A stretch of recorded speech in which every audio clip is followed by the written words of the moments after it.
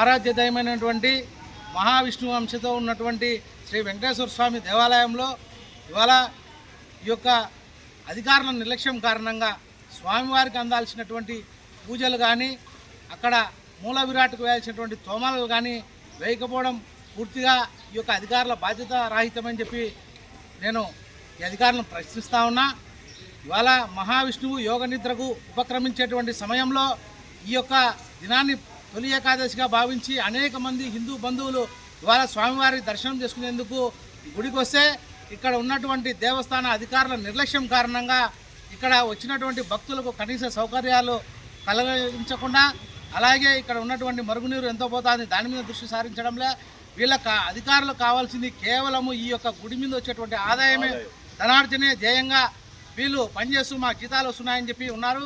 గత ప్రభుత్వంలో ఈ యొక్క దేవాలయాల మీద ఎంతో నిర్లక్ష్యత ఉండి అనేక దేవాలయాల మీద దాడులు జరిగినా కూడా పట్టించుకునేటువంటి పరిస్థితి ఇది అందుకు ఉదాహరణ కాదు.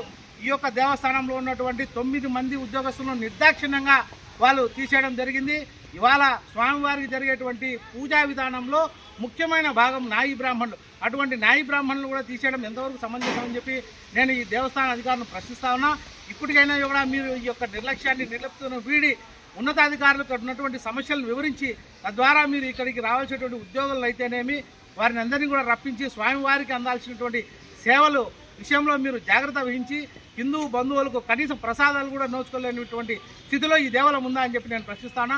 కోట్ల స్థిరచరాస్తులు కలిగినటువంటి ఈ యొక్క దేవస్థానంలో భక్తుల అసౌకర్యాల మీద నేను చాలా తీవ్ర అసంతృప్తి వ్యక్తం చేస్తాను.